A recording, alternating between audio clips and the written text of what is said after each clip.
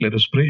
Father, we commit your precious word into your hands. Pray for your servants who stand in your name. Bless us through your word, and may you be glorified and honored among our midst. And may your word motivate us to live holy lives, live lives of righteousness, live for your glory. Thank you, Lord. In Lord Jesus' most precious name we pray. Amen. Amen. Let's turn to Mark chapter 1 verse 7. దయచేసి mark సువార్త మొదటి అధ్యాయం 7వ వచనం చూసుకుందాం. Mark సువార్త మొదటి అధ్యాయం 7వ వచనం.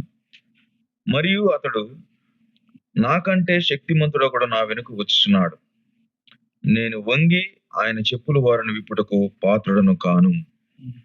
Usually when we think of this Christmas season, we don't usually think of John the Baptist, right?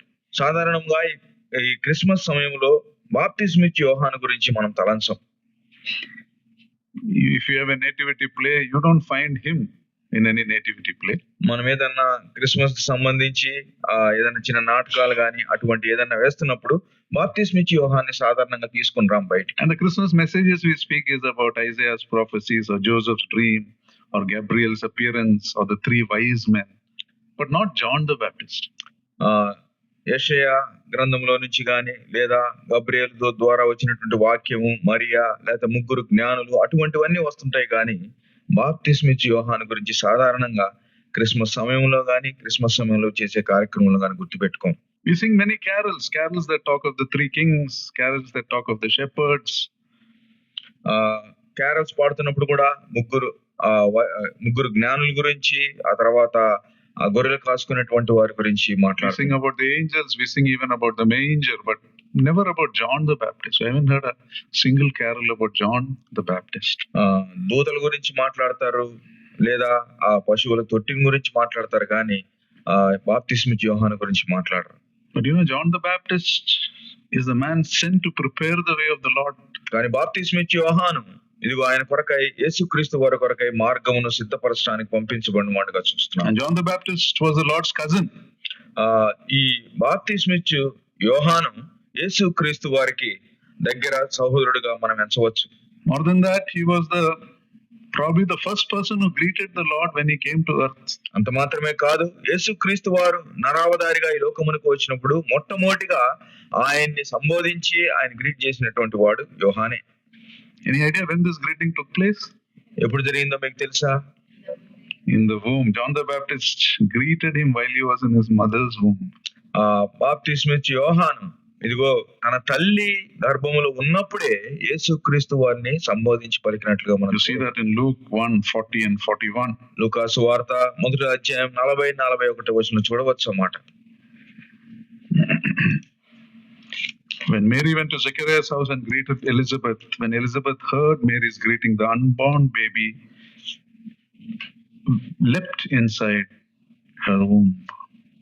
Elizabeth మరి యొక్క వందన వచనము వినగానే ఆమె గర్భములో శిశువు గంతులు వేసెను. You remember what the Lord said about John the Baptist? He says, I tell you the truth, among those born of woman, there is none greater than John the Baptist. బాప్తిస్మిచ్చి యోహాను గురించి యేసు ప్రభువు వారు ఏమన్నారంటే, స్త్రీలు కనిన వారిలో బాప్తిస్మిచ్చి యోహాను కంటే గొప్పవారు ఎవరు లేరు. Matthew 11:11, you see that. మత్తయి సువార్త 11:11 మనం ఆ మాట చూడగలం. He was a unique person. He recognized the Lord even from his womb. ఇదిగో గర్భములో ఉన్నప్పుడే యేసు ప్రభు వారి యొక్క గొప్పతనం ఏంటో తన తల్లి గర్భములో ఉన్నప్పుడు అతను చూచాడు. In this world, most people do not recognize the Lord. They die without the knowledge of God. చాలా మంది ఈ లోకంలో పుట్టి యేసుక్రీస్తు వారు ఎవరో ఎరుగుకుండానే చనిపోతున్న వారు చాలా మంది ఉన్నారు. Some reject him after recognizing him. కొంతమంది ఆయనని ఎరిగి ఉండి కూడా ఆయన నిరాకరించిన వారు ఉన్నారు.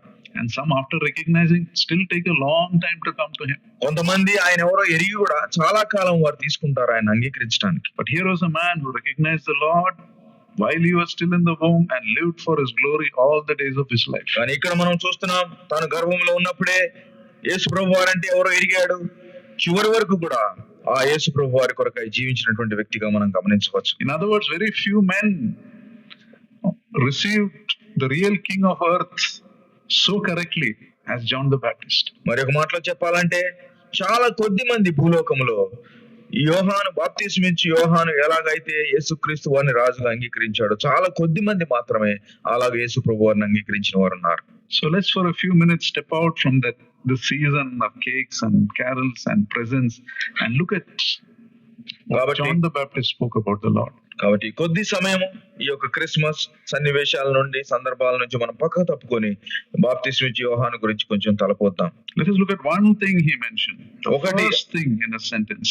తన యొక్క జీవితం మొట్టమొదటిగా ఇక్కడ చెప్పబడినటువంటి వాక్య భాగంలో ఉన్న మొట్టమొదటి దాన్ని చూడండి. He said about the Lord in Mark 1:7, "After me comes one who is mightier than I."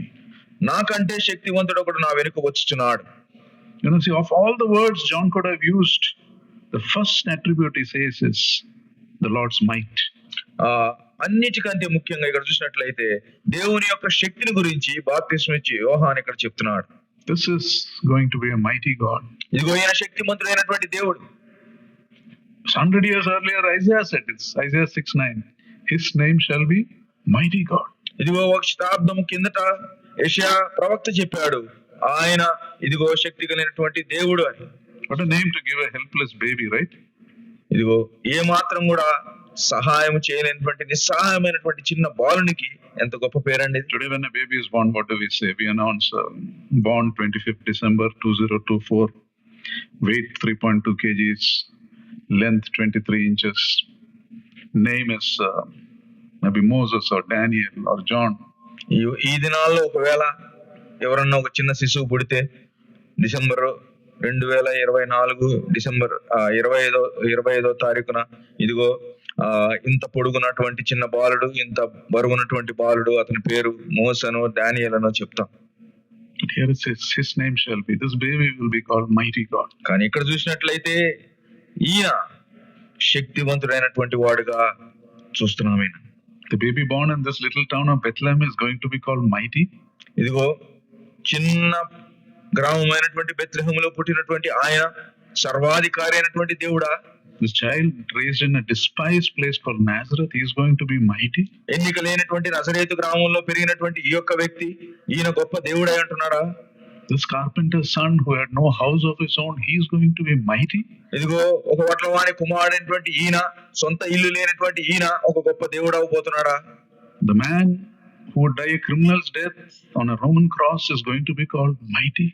ఒక శిలువ మీద ఎంతో క్రూరముగా ఇదిగో బందిపోటు దొంగలకు ఇవ్వవలసినటువంటి శిక్ష పొందినటువంటి ఈయన ఆయన గొప్ప దేవుడు అవబోతున్నాడా? Often in the New Testament we see people are given names to describe what God will do through that person. చాలా సార్లు కొత్త నిబంధన గ్రంథంలో దేవుడు వారి ద్వారా ఏమి చేయించనున్నాడో ఆ పేర్లు వారికి ఇచ్చినట్లుగా మనం గమనించగలం. Hezekiah's name was Lord is my strength. That was the meaning. హిజ్కియా యొక్క మాటకు ఆ పేరుకు అర్థం ఏంటంటే ప్రభువారు నాకు బలము, అది ఆయన యొక్క అర్థం. Isaiah's name was the Lord has brought salvation. యెషయా అనగా ప్రభువు రక్షణ తెచ్చేటువంటి వాడు. So we can say this child's name, Mighty God, was a kind of job description of what he was going to do. ఇదిగో ఈ యొక్క యేసుక్రీస్తు వారిని గురించి సర్వశక్తిమంతుడు అని అంటే ఆయన ఏమి చేయగలడో అనేటువంటిది మనకు అర్థమవుతుంది. This child was going to reveal the mighty God to us in a very unique way. ఈ యొక్క బాలుడు మనకు శక్తివంతుడైనటువంటి దేవుని ఒక నూతనమైన రీతిలో ఆయన ప్రత్యక్షపరుస్తాడు. Remember what the Lord Jesus said to Philip? ఫిలిప్పుతో ప్రభువైన యేసుక్రీస్తు వారు ఏం చెప్పారో తెలుసా?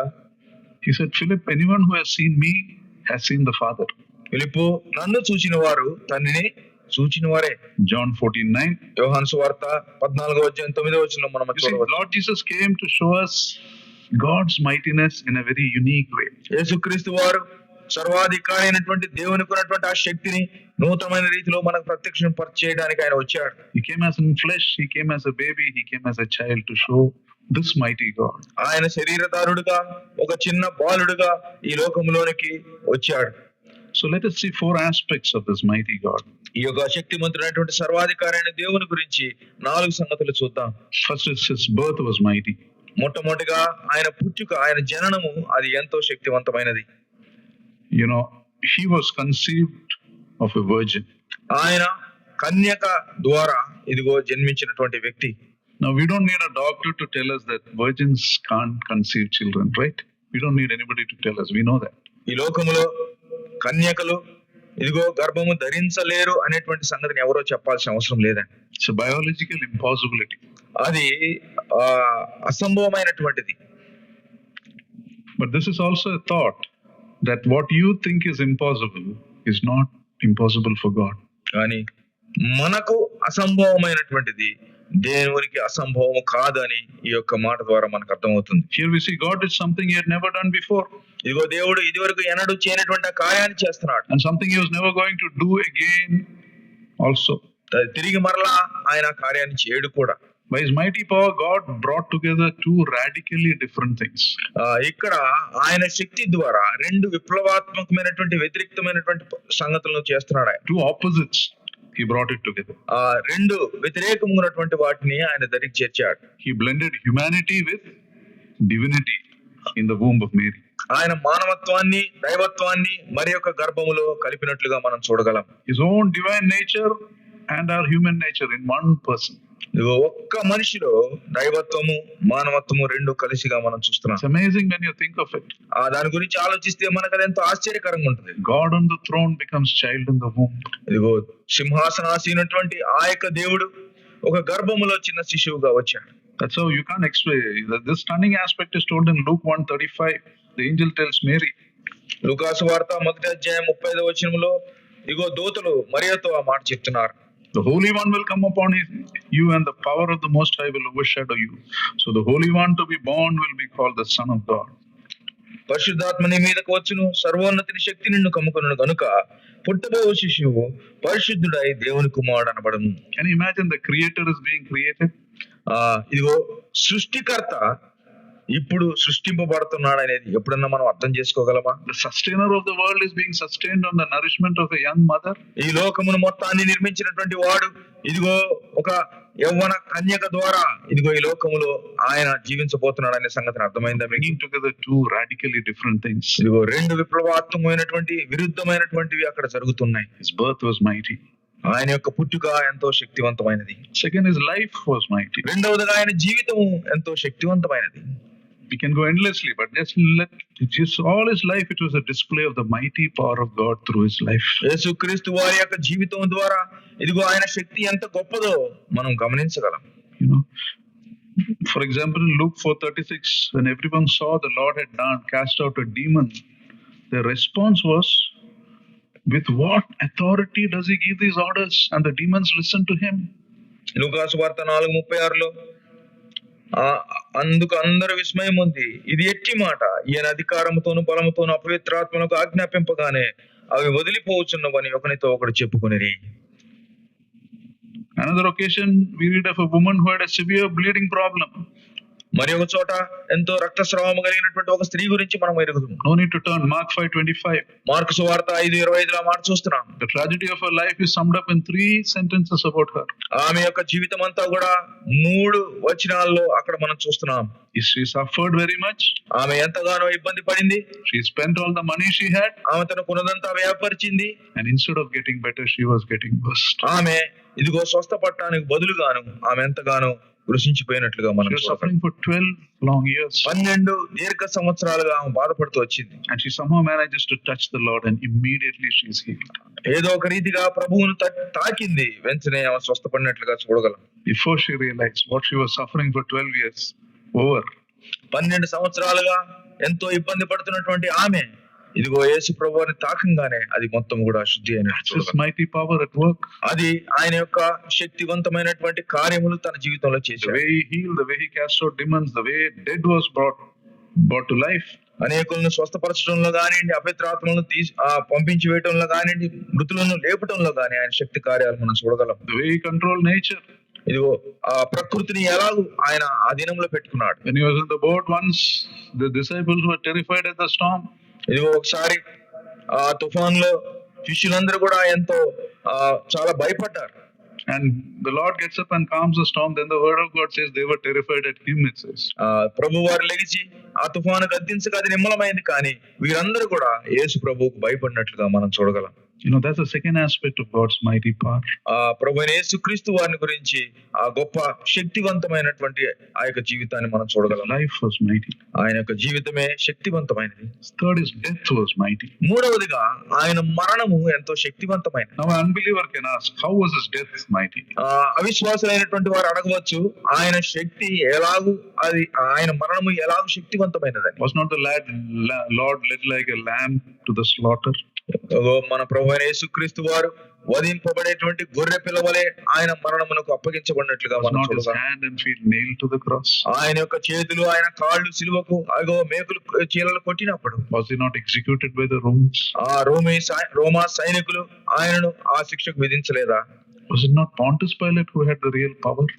ఆ పొంతి పిలాతుకు ఆయన విడిపించగల శక్తి ఉన్నప్పటికీ కూడా Was not Pilate the mighty person? ఆ సమయంలో పిలాతు శక్తిమంతుడు కాదా? It appears like that till you realize what the mighty God did on the cross for you and me. కానీ ఇదిగో శక్తివంతుడైనటువంటి దేవుడు నీ కొరకు నా కొరకై ఏం చేశాడో అది మనం గమనించగలం. First, through the cross, he forgave all our sins and trespasses.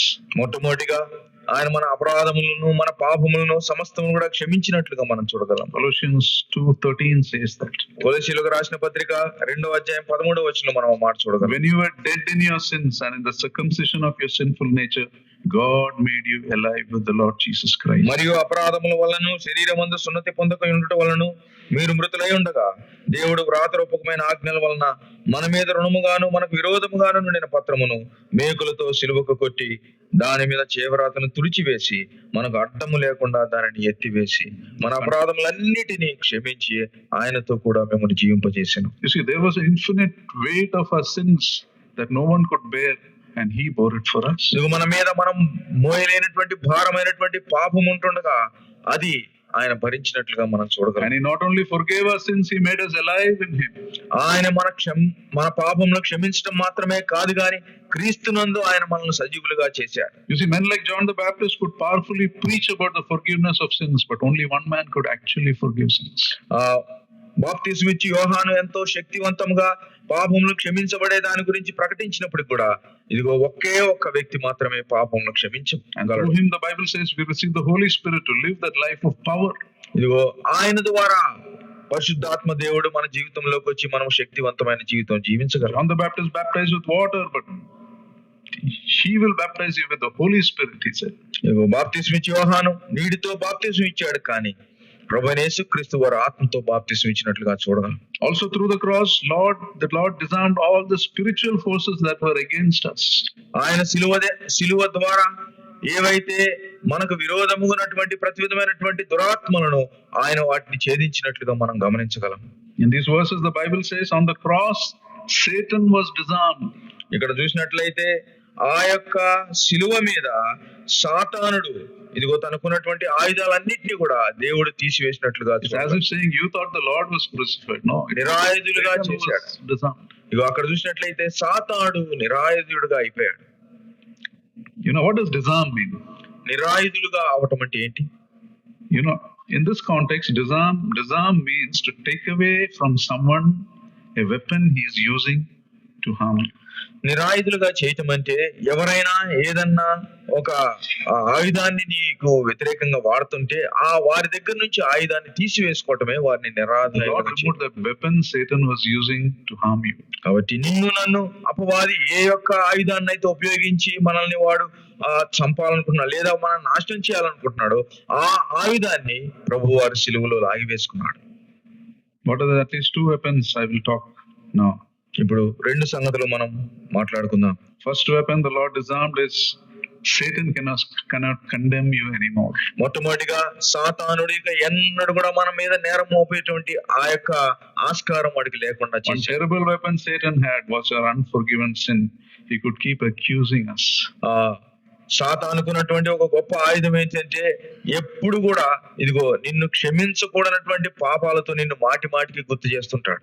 You see, now his power to accuse God's children has been successfully taken away. దేవుని యొక్క బిడ్డల మీద వాడు మోపుతున్నటువంటి నేరం అనేటువంటిది దేవుడు అతని చేతిలో నుంచి తొలగించి వేశాడు. That's what Apostle Paul says in Romans 8:33 and 34. రోమిలకు రాసిన పత్రిక 8:23, 8:33-34 పౌలు చెప్తున్నాడు, Who will bring any charge against whom God has chosen? దేవుని చేత ఏర్పరచబడిన వారి మీద నేరం మోపు వాడేవాడు.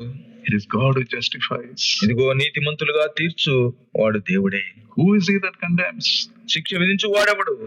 Lord Jesus, who died and more than that was raised to life, is our intercessor. చనిపోయిన క్రీస్తు యేసే, అంతేకాదు మృతుల్లో నుండి లేచిన వాడును, దేవుని కుడిపార్శ్వమున ఉన్నవాడును, మన కొరకై విజ్ఞాపనం కూడా చేయువాడు ఆయనే.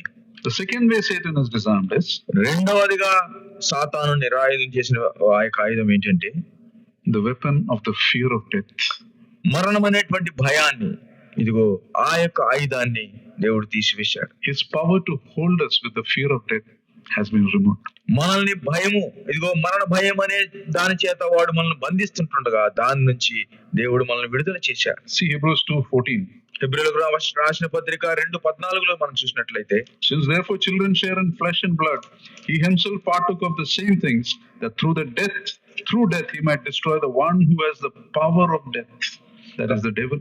కాబట్టి ఆ పిల్లలు రక్త మాంసములు గలవారైనందున ఆ ప్రకారమే మరణం యొక్క బలము గలవారిని, అనగా అపవాదిని మరణము ద్వారా నశింపచేయుటకును, జీవిత కాలమంతయు మరణ భయం చేత దాస్యమునకు లోబడిన వారిని విడిపించుటకును ఆయన కూడా రక్త మాంసములలో పాలివాడాయను. You see, the fear of death was one great weapon he had in his hand. సాతాను యొక్క చేతిలో మరణ భయం అనే దాన్ని ఉపయోగించడానికి వాడు ఎంతో గొప్ప ఆయుధముగా దాన్ని పెట్టుకున్నాడు. Think of you're sitting around with your loved ones. ఇక్కడ మనం ప్రేమిస్తున్నటువంటి వారి చుట్టూ కూర్చుని ఉన్నాం.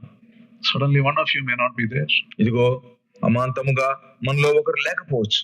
The fear of death, it's always there. ఇదిగో మరణ భయం అనేది ఎన్నడూ కూడా, ప్రతిసారి కూడా మనల్ని అది ఎంతో భయపెడుతున్నది. Every time your spouse goes to work, that fear is there. Every time your children go to school, that fear is there. ఇదిగో మీ సహచరులు పనికి వెళ్తున్నప్పుడు, మీ పిల్లలు బడికి వెళ్తున్నప్పుడు ఆ యొక్క భయం మనల్ని వెంటాడుతుంది. The Bible says that Satan has held us bondage.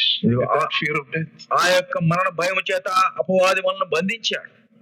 See, but through the death on the cross, the Lord took care of that. ప్రభువైన యేసుక్రీస్తు వారి యొక్క మరణము, శిలువ మీద ఆయన చెందిన మరణాన్ని బట్టి ఆ యొక్క భయం మనల్ని విడిచిపెట్టింది. Every believer, when he dies, he is going to a better place. ప్రతి ఒక్క విశ్వాసి మరణించినప్పుడు అతడు శ్రేష్టమైనటువంటి స్థలానికి వెళ్ళబోతున్నాడు. And every believer will follow him. ఇదిగో ప్రతి ఒక్క విశ్వాసి కూడా ఇదిగో ఆ మార్గంలో వెళ్ళనైనాడు. There may be a small grief, but nobody can take away a joy that we will meet in a most beautiful place. కొంత దుఃఖం ఉండవచ్చు కానీ ఇదిగో ఆ యొక్క శ్రేష్టమైనటువంటి దేశంలో మనం తిరిగి కలుసుకుంటామనేటువంటి నిరీక్షణ మనకందరికీ ఉన్నది. D.L. Moody once, before he died, 6 months before he died, he said like this in Chicago. He said, one day you will read in the newspapers that D.L. Moody died. D.L. Moody గారు ఒక మాట అన్నారు, 6 నెలల ముందు చనిపోకముందు అన్నాడు, ఒకానొక దిన ముందు D.L. Moody గారు చనిపోయారని ఒకవేళ చికాగో న్యూస్ పేపర్ లో రావచ్చు, but don't believe it, he said. కానీ మీరు నమ్మవద్దు దాన్ని. Because at that time I will be more alive than I am today. ఈ రోజు నేను బతుకున్న దానికంటే వారు ఆ ప్రకటన చేసిన రోజు మరి ఎక్కువగా సజీవంగా నేను ఉంటున్నాను. You see, that great weapon is taken away. దేవుడు ఆ అపవాది ఉపయోగిస్తున్న గొప్ప ఆయుధాన్ని దేవుడు తీసివేశాడు. All through the death of the Lord on the cross. ఎంత కూడా మన ప్రభువైన యేసుక్రీస్తు వారు శిలువ మీద చెందిన మరణాన్ని బట్టి. And the fourth aspect, నాలుగవది God's mighty power. దేవుని యొక్క అపరిమితమైనటువంటి గొప్ప శక్తి. As believers, His mighty power is at work in your life today. ఇదిగో విశ్వాసముగా మన జీవితాల్లో ఆయన యొక్క శక్తి పనిచేస్తూ ఉన్నది. Apostle Paul tells in Ephesians 1:19. ఎఫెసీయులకు రాసిన పత్రిక 1వ అధ్యాయం 19వ వచనంలో పౌలు భక్తుడు చెప్తున్నాడు, The Lord's incomparably great power available to us who believe. మన ప్రభువైన యేసుక్రీస్తు యొక్క దేవుడైన మహిమా స్వరూపియగు తండ్రి తన్ను తెలుసుకుని యందు మీకు జ్ఞానమును ప్రత్యక్షతను గల మనస్సు అనుగ్రహించును. The same power that raised the Lord Jesus Christ from the grave is at work in your life and my life today. యేసు ప్రభువాన్ని లేపినటువంటి ఆ శక్తి ఈ రోజు నీ జీవితంలో, నా జీవితంలో ఆ శక్తి పనిచేస్తూ ఉన్నది. You see, some of us are going through things that you think are impossible. This is not possible. మనలో కొంతమంది ఇవి జరగవు, ఇవి అసంభవం అనుకునేటువంటి పరిస్థితుల్లో ఒకవేళ మనం వెళ్తున్నాం. You're facing forces that seem far greater than you. మనకంటే ఎక్కువగా శక్తివంతమైనటువంటి ఏమన్నా మన మీద పనిచేస్తుంటే, you have to remember this: the power that raised the Lord Jesus from the dead. is at work in your lives. You got to lay hold of that. మనం అటువంటి సమయంలో గుర్తుపెట్టుకోవాల్సింది ఏంటంటే మన ప్రభువైన యేసుక్రీస్తు వారిని ఏ శక్తి అయితే మరణము నుంచి లేపిందో అదే శక్తి మన జీవితాల్లో కూడా పనిచేస్తుంది. We have a tendency to run to people for solutions. చాలా సార్లు మనకి ఏదైనా సమస్యలు వచ్చినప్పుడు మనం మన చుట్టూ ఉన్న వారి దగ్గరికి పరిగెత్తుతూ ఉంటాం. What makes you think that people who are struggling with their own problems will be able to solve our problems? ఎవరైతే తమ సొంత సమస్యలు వారికి ఉండి వాళ్ళు సతమవుతున్నటువంటి మనం వాళ్ళ దగ్గరికి వెళ్తే మన సమస్యలు తీర్చుకోవటం అనుకోవటం అది మంచిది కాదు. Maybe you need God's reconciliation in your life today. ఒకవేళ దేవునితో నువ్వు ఇదిగో నీ యొక్క సంబంధాన్ని తిరిగి పునరుద్ధరించుకోవాలేమో, ఒకసారి పరీక్షించుకో. Maybe you need to you're not able to handle a difficult person, or maybe you're living with a broken relationship. కష్టతరమైన వ్యక్తిని గాని లేదా నీ యొక్క సంబంధాలు బాంధవ్యాలు ఒకవేళ అవి విరిగిపోయినటువంటివిగా ఉంటున్నాయా? You need to remember that the God who reconciled himself to us through his son is willing to reconcile your life also. ఒకటి గుర్తుపెట్టుకుందాం, మనల్ని తండ్రితో సమాధానపరిచినటువంటి ప్రభు అయినటువంటి యేసుక్రీస్తు వారు ఈ దినమందు ఆ వ్యక్తులతో కూడా సమాధానపరచడానికి మనకు దగ్గరగా ఉన్నాడు. But you must learn to look to him and listen to what he says. కానీ ఆయన వైపు చూసి ఆయన ఏం మాట్లాడుతున్నాడో వినాలనే ఆశ మనకు కలిగి ఉంటాం. Some of us may be struggling with unbelief. కొంతమంది మీలో ఎవరన్నా అవిశ్వాసముతో ఒకవేళ సతమతం అవుతున్నారేమో. Real faith has not really been a part of your life. నీ జీవితంలో ఆ గొప్ప విశ్వాసం అనేది అసలు ఏ మాత్రం కూడా నీవు జీవితంలో ఆచరణలో పెట్టకుండా ఉన్నావేమో. You come to church, everything, but real faith is not at work in your life. నీవు ప్రతి ఆదివారం మందు ప్రభు సన్నిధికి వస్తున్నావేమో, కానీ విశ్వాసమును నీవు ఆచరణలో పెట్టుకుని ఉన్నట్లయితే you need to cry out like the father of the demon possessed boy. అపవిత్ర ఆత్మలు పట్టినటువంటి ఆ యొక్క బాలుని యొక్క తండ్రి మొర్రపెట్టినట్లు నువ్వు కూడా మొరపెట్టవలసిన వాడుకుంటున్నావు. Lord, I believe, help my unbelief. ప్రభువా, నేను నమ్ముతున్నాను గాని నాకున్నటువంటి అపనమ్మకం విషయమై నాకు సహాయము చెయ్యి. You see, this mighty God can give you what the Bible calls the gift of faith. ఈ శక్తివంతమైనటువంటి దేవుడు విశ్వాసం అనేటువంటి ఆ యొక్క సహాయమును చేయడానికి సిద్ధంగా ఉన్నాడు. The kind of belief, faith that will remove the unbelief from your life. నీ యొక్క జీవితంలో నీకున్నటువంటి అపనమ్మకాన్ని తీసివేయడానికి దేవుడు విశ్వాసాన్ని అనుగ్రహించగలిగిన వాడు. So we saw John the Baptist's response to the mighty God who was born. ఈ గొప్ప దేవుడు, ఆధిపత్యము కలిగినటువంటి దేవుడు జన్మించినప్పుడు బాప్తిస్మం ఇచ్చి యోహాను ఏం మాట్లాడాడో మనం చూసాం. We saw the great value he placed on the baby born in the manger. ఆ యొక్క పశువుల తొట్టిలో పుట్టినటువంటి ఆ యొక్క చిన్న శిశువుకు ఉన్నటువంటి గొప్ప విలువను అతడు గ్రహించాడు. The value he gives us takes us to the very heart of this Christmas season's message. ఈ ఉదయ కాలమందు ఇదిగో క్రిస్మస్ సమయంలో మనం ఉంటుండగా ఆ యొక్క సందేశములో మూలమైనటువంటి అక్కడకు ఈ యొక్క మాట మనం తీసుకొని వెళ్తుంది. And that message is the Son of God didn't come to earth so that we can have parties and cakes and new dresses. ఇదిగో దేవాతి దేవుని కుమారుడుగా యేసుక్రీస్తు వారి లోకానికి వచ్చినప్పుడు ఆయన రాకడను బట్టి మనం ఏదో ఇక్కడ పార్టీలు చేసుకోవడానికి, కొత్త బట్టలు వేసుకోవడానికి కాదు. He came to destroy Satan's rule in your life. నీ యొక్క జీవితంలో సాతాను యొక్క అధికారాన్ని ఆయన అణగదొక్కటానికి కొరకై దిగి వచ్చాడు. He came to conquer sin and death in your life. నీ యొక్క జీవితంలో పాపమును మరణమును ఆయన ఛేదించడానికై దిగి వచ్చాడు. He came to satisfy God's wrath that was upon us. మన మీద ఉన్నటువంటి దేవుని ఉగ్రతను తీర్చడానికి కొరకై కుమారుడైన యేసుక్రీస్తు వారి లోకానికి వచ్చాడు. He came so that we can be alive in him. ఆయన ఈ లోకానికి రావటం ద్వారా మనం ఆయన యందు సజీవులమైనాం. He came so that we can live as his righteous children. ఆయన మనలో ఈ లోకానికి రావటం ద్వారా మనం నీతిమంతులమైనటువంటి బిడ్డలముగా తీర్చబడ్డాం. You know, he came so that we will recognize this precious Savior and live the rest of our lives for him, like John the Baptist. ఆయన ఈ లోకానికి వచ్చిన ద్వారా బాప్తిస్మం ఇచ్చి యోహాను ఎలాగైతే ఆయన మన రక్షకుడిని గ్రహించాడో అలాగే మనం కూడా ఆయన మన రక్షకునిగా అంగీకరించి ఎంతో గొప్ప విలువైనటువంటి జీవితం జీవించడానికి ప్రభువారి లోకానికి వచ్చారు. John the Baptist, the greatest man, he said, I am not worthy to untie his sandals. స్త్రీలు కలిగిన వారిలో ఎంతో గొప్పవాడైనటువంటి ఆ యొక్క బాప్తిస్మం ఇచ్చి యోహాను అంటున్నాడు, నేను ఇదిగో ఆయన చెప్పుల వారిని విప్పుటకు కూడా పాత్రుడను కాను. This little baby who leaped in the womb when he saw the Savior, when the Savior came to him as a grown-up man, he lived for God's glory. ఈ యొక్క యోహాను గర్భములో ఉన్నప్పుడే యేసు ప్రభువును చూసినటువంటి యోహాను యేసుక్రీస్తు వారి లోకమునకు వచ్చినప్పుడు ఆయన కొరకై తన జీవితం అంతా జీవించినట్లుగా మనం గమనించాం. And that was his worship to the mighty King of Kings. రాజాది రాజుకు ప్రభువుల ప్రభువుకు ఆ దినమందు ఆయన ఎంతగానో ఆయన ఆరాధించాడు. And his life is a motivation for us to live for God. ఆ బాప్తిస్మిచ్చి యోహాను యొక్క జీవితమే మనం ప్రభు కొరకు జీవించడానికి కూడా అది ఎంతగానో ఆసక్తికరముగా ఉంది. Live for the glory of the King. మన ప్రభు అయిన యేసుక్రీస్తు వారి కొరకు లేదా మన రాజు కొరకై ఆయన మహిమ కొరకై మనం జీవించాలి. I'll close by sharing 3 practical ways we can live for God's glory. మనం ప్రభు యొక్క మహిమ కొరకై జీవించడానికి 3 ప్రయోగాత్మకమైనటువంటి ఉదాహరణలు చెప్పాలని. I say practical because it is totally in your hands. Nobody else.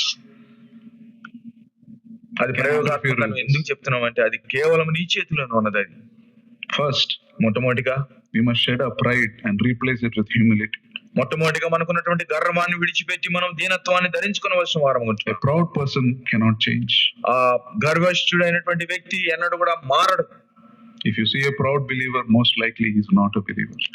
ఎవరైనా గర్విష్ఠుడైనటువంటి విశ్వాసిని మీరు చూసినట్లయితే విశ్వాసి కాకపోయి ఉండవచ్చు. Let us be humble people. మనం దయచేసి మనల్ని మనం దీనులుగా ఉంచుకుందాం. Second, రెండవదిగా let us replace our sense of entitlement with a heart of gratitude. నాకు ఇది కలగాల, నేను అర్హుడిని అనేటువంటి ఆ మనస్తత్వం నుంచి దేవుడు నాకు అనుగ్రహించడానికి నేను ఏ పాటు వాడినని మనం కృతజ్ఞతతో దేవుని దగ్గరికి వెళ్ళవలసిన. Don't ever think in terms of I deserve this, I earned this. No, we deserve nothing but hell. దయచేసి మీ జీవితాల్లో నేను దీన్ని పొందుకోవడానికి సమర్థవంతుణ్ణి, నాకు ఇది రావాలి అనేటువంటి ఆ ఉద్దేశంతో ఉండద్దండి. ఎందుకంటే మనం ఈ లోకములో అనుభవించడానికి ఏది కూడా మనకు అర్హత లేదు. Everything we get in life is a bonus. ఈ లోకంలో మనకు వచ్చేది ప్రతి ఒక్కటి కూడా దేవుడు తన కృప చేత మనకు అనుగ్రహిస్తున్నాడు. Let us be thankful for everything. కాబట్టి ప్రతి దాని కొరకై ఆయన కృతజ్ఞతాస్తుతులు చెల్లిద్దాం. Third, మూడవదిగా let us set aside our self-will and look at what God wants us to do. మన యొక్క స్వచిత్తాన్ని పక్కకు పెట్టి దేవుడు మన జీవితంలో ఏమి చేయను అన్నాడో దాని కొరకై మనం కనిపెడదాం. Don't be provoked by someone. Don't react because someone said something, but we look at what God wants you to say. ఎవరో ఏదో చెప్తే దాని వల్ల మీరు పురుకొల్పబడవద్దండి. మీరు ప్రభు వారు ఏం చెప్తున్నాడో దాని ప్రకారంగా నడవటానికి ముందుకు వెళ్ళండి. If someone speaks rudely to you, be silent. ఎవరన్నా నీతో ఒకవేళ కఠినంగా మాట్లాడితే ఒకవేళ నిశ్శబ్దంగా ఉండు. If you need to speak, think of what God wants you to speak. ఒకవేళ నువ్వు మాట్లాడాలనుకుంటే ప్రభు నీ ద్వారా ఏం మాట్లాడాలనుకున్నాడో దాని కొరకై కనిపెట్టి మాట్లాడు. So you see, humility, thankfulness and unselfishness. దీనత్వము, కృతజ్ఞత, నిస్వార్థమైనటువంటి జీవితం. All these are in our hands, right? ఇవన్నీ కూడా మన చేతుల్లోనే ఉన్నాయి. If we respond in small ways in this new year, our life, at least in little ways, will begin to look like the life of John the Baptist. నూతన సంవత్సరంలో మనం ఈలాగా జీవించడానికి ప్రయోగాత్మకంగా మనం ప్రయాసపడినట్లయితే బాప్తిస్మిచ్చి యోహాను వలె మనం కూడా ప్రభు కొరకు small ways, at least in small ways. ఏదో ఒక చిన్న పద్ధతిలో మనం జీవితం ప్రారంభిస్తే. Let us pray. ప్రార్థన చేసుకుందాం. Father, we thank you for this time that you have given us. Thank you for your precious word. The life of John the Baptist and how his life was a worship. Thank you for reminding us, Lord, that the reason for this season is not celebrations and new dresses and even attending church services and family meetings, but the reason is to worship the Savior that delivered us from sin's bondage. A Savior who died that we might live. A Savior who went through hell so that we might go to heaven. Lord, may we respond with a worship, with a desire for righteousness, and may we respond with humility and thankfulness, and may we crucify ourselves, Lord. Lead each one of us, Master, in this. May your word change us, Lord, and make us serious. Nothing else is important, Master. No, not what people thought of us, not what we achieved, but what you think of us and where we will be at the end of our lives. We thank you, we praise you, Master. In Lord Jesus' most precious name we pray. Amen. Now may the love of God the Father, the grace of our Lord Jesus Christ, and the sweet fellowship of the Holy Spirit God be with us now and forevermore. Amen. Amen.